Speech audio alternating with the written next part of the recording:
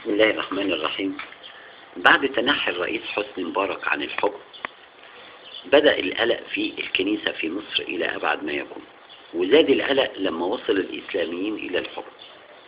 استغلوا الكنيسة ونصارى مصر أن الشعب المصري بينه وبين الإخوان فجوة، وهو بيعتقد أن الإخوان متعصبين شوية، وبدأوا يلعبوا على هذه الأفكار. بدأوا يلعبوا على الشباب الصغيرة، وبدأوا يطلعوا فيهم ان هم هيطبقوا الشريعة وهيطبقوا الحجاب وحقوق المرأة وكل هذه الألاعيب. ولما ما خلتش هذه الألاعيب، بدأت الكنيسة تحدد 80 فريق عمل، وذلك لعمل قلق واضطراب للدكتور مرسي. وبدأوا يضطهدوا الدكتور مرسي ويضطهدوا الإخوان، ويحاولوا ان هم يدوروا لهم على أي أخطاء، ويحاولوا ان هم يبتدعوهم لأي أخطاء، إلى أن وصلت بهم البجاحة، لأن هم كانوا بيركبوا أفلام وبيركبوا مواقف وبيعملوا حاجات كتيرة جدا جدا أضلوا بيها الشعب إلى أبعد ما يكون. استغلوا طيبة الشعب المصري والسذاجة، ومعروف إن الشعب الأول المسلمين عامة فيهم اللي طيب وفيهم اللي متدروش وفيهم اللي غلبان وفيهم اللي ضعيف وفيهم اللي في حاله وفيهم اللي ظروفه وحشة. استغلوا هذه الأمور إلى أبعد ما يكون، وزاد فريق العمل من 80 فريق عمل إلى 132 فريق عمل للقلق والاضطراب مع المسلمين في مصر. بهذه الأمور أشاع النصارى أنهم مضطهدين في مصر، ولكن في حقيقة الأمر هم الذين يضطهدون. استولوا على التجارة واستطاعوا ان هم يوقعوا مسلمين اسكندرية ببعضهم ويخلوهم يضربوا بعض، وحاولوا ان هم ينشروا الفتنة ما بين الجيش وما بين الشعب وما بين الجيش والإخوان وما بين الجيش والقضاء وما بين القضاء والإخوان وما بين الإخوان والسلفيين وما بين الأزهر والإخوان وما بين الأزهر والسلفيين، وكل يوم بيلعبوا في نقطة وكل يوم بيعملوا حاجة.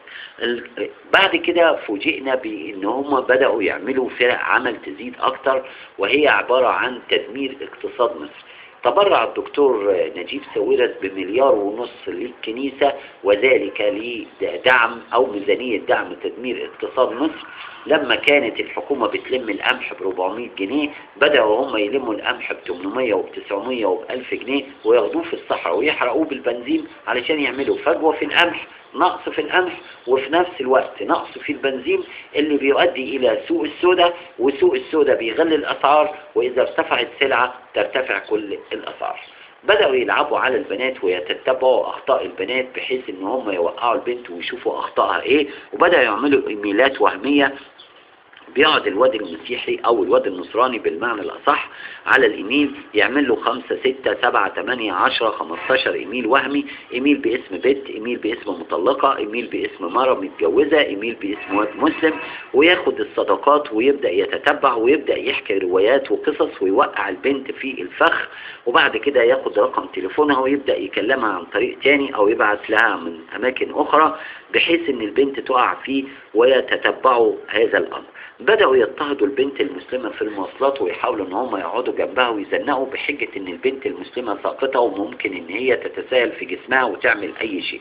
بدأوا ينشروا الرذيلة في وسط الشباب بحيث ان الصيدليات تحاول ان هي تروج المنشطات في رجال المسلمين، علشان الراجل ياخد المنشط ويتعود عليه ومراته تتعود عليه، ويجي عليه وقت المنشط يقضي على جسمه، هتصبح الست محتاجة الشيء ده، تبدأ تتجه لبره وتهمل بيتها، تنشأ جيل فاسد.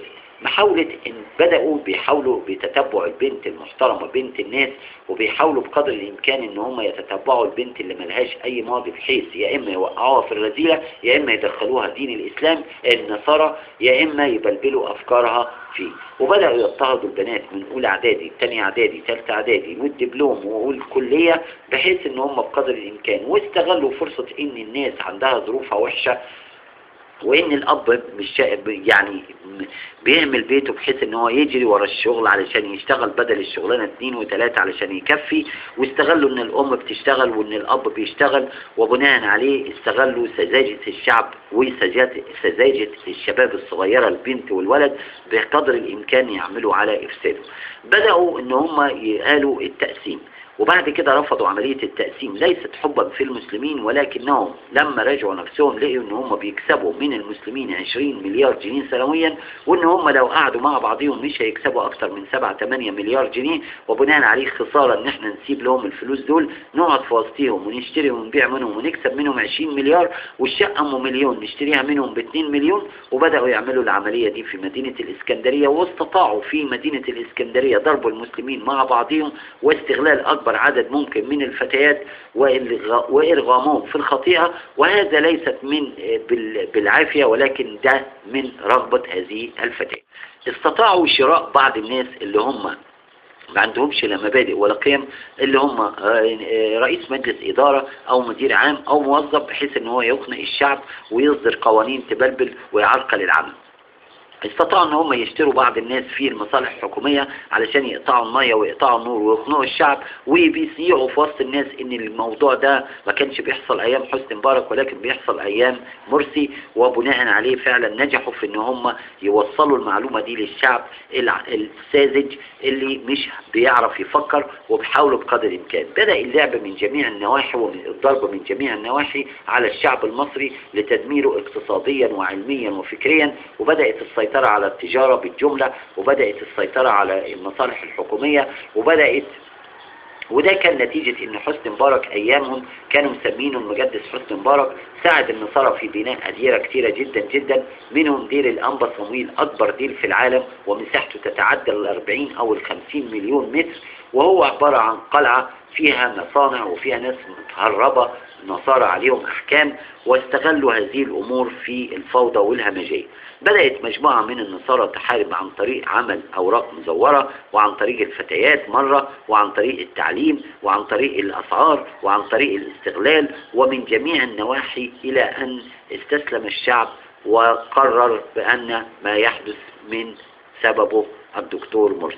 لما حاول الدكتور مرسي ان هو يشيل الناس الزبالة اللي هي كلاب حسني مبارك اللي بتخنق في الشعب، طلعوا النصارى كلمة هي اخوان الدولة، وفعلا ضحكوا على الشعب وخلوهم يرددوا ويقولوا اخوانة الدولة، وقدروا يسيطروا على الشعب بحيث ان الشعب يضطهد مرسي ويقول له انت هتأخوان الدولة، ويرجع مرسي عن الدكتور مرسي عن اللي كان بيعمله، وهو انه ما يغيرش الناس اللي في المصالح الحكومية. وفضلت الناس اللي في المصالح الحكومية تخنق في الشعب وتضايق في الشعب ويقولوا ان السبب حكومة مرسي. استطاعوا ان هم يخلوا الناس السذج والناس العبيطة يقولوا طب هو ما يقدرش يعمل ليه؟ ما هو رئيس جمهورية يقدر يعمل. ولكن نسيوا ان رئيس الجمهورية لابد ان تكون الشرطة في ايديه والقضاء في ايديه والحكومة تكون تبعه، ولكن للأسف الشديد الحكومة لا تبعه ولا أي شيء. حتى الشرطة النهاردة حصلت مواقف كتير، ولد نصراني عاكس بنت مسلمة راحت شكته، فالضابط بعد جاب أبو البنت واضطهده وقال له انت مش عارف ايه، واستطاعوا بقدر الإمكان ان هم يقولوا لها يا تتنازلي يا إما نحبس أبوك.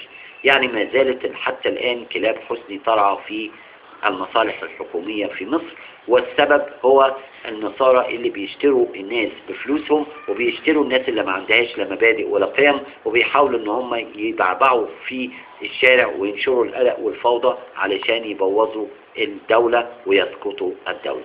كل ما يحدث في مصر من النصارى وذلك لأهدافهم السياسية، وهو الوصول إلى الحكم أو بلبلة الحكم، أو إن هم يجيبوا واحد من عندهم يساعدهم في اللي هم كانوا عايزين.